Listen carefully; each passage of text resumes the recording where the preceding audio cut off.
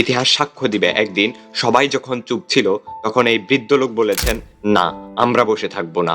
ভবিষ্যতেও ইতিহাস হয়তো ইরানকে এই জবাবদিহির কাঠগড়ায় দাঁড়াতে হতে পারে। আয়াতুল্লাহ খামেনির সঙ্গে মূলধারার সুন্নি উম্মাহর আদর্শিক দূরত্ব বহু পুরনো। বহু বিষয়ে মতবিরোধ এমন স্তরে পৌঁছেছে যেখানে ঈমান এবং কুফরির সীমারেখাও কখনো কখনো আলোচনায় উঠে এসেছে। তথাপি রাজনীতির নির্মম বাস্তবতার একটি চিরন্তন সূত্র হচ্ছে, শত্রুর শত্রুই আমার সম্ভাব্য মিত্র।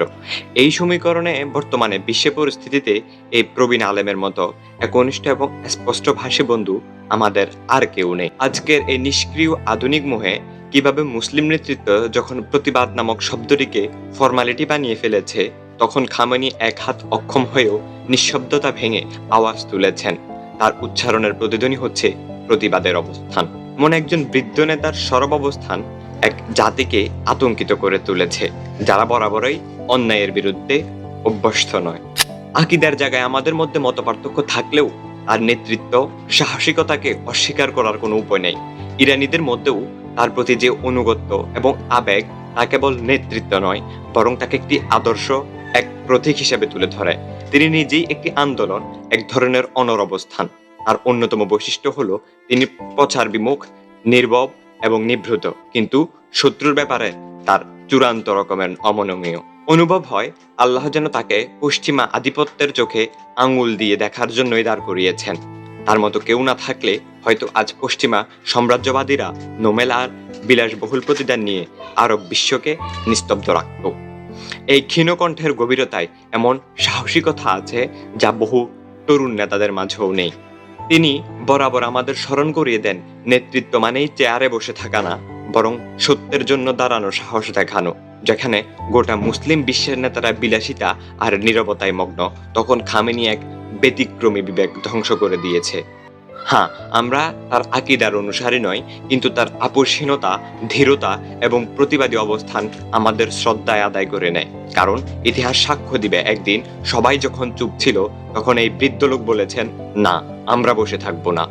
তবে এটাও অস্বীকার করা যায় না, ইরাক, সিরিয়া কিংবা লেবাননের বহু সুন্নি মুসলিমকে হত্যাকাণ্ডে ইরানি নীতির কিছুটা প্রত্যক্ষ অথবা পরোক্ষ দায় রয়েছে। খামেনি নেতৃত্বাধীন পররাষ্ট্র কৌশল এবং সামরিক জোট অনেক ক্ষেত্রে ট্র্যাজেডিকে জন্ম দিয়েছে। এই দায় তা একেবারেই মুক্ত থাকাও সম্ভব না।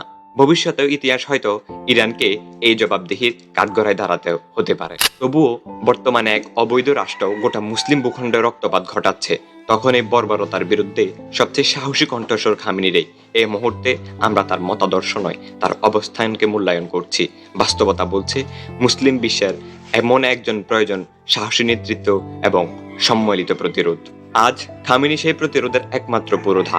তিনি নেতৃত্বকে সংজ্ঞায়িত করেছেন নতুনভাবে, যেখানে চুপ থাকা নয়, বরং অন্যায়ের বিরুদ্ধে দাঁড়িয়ে চিৎকার করাটাই আসল নেতৃত্ব।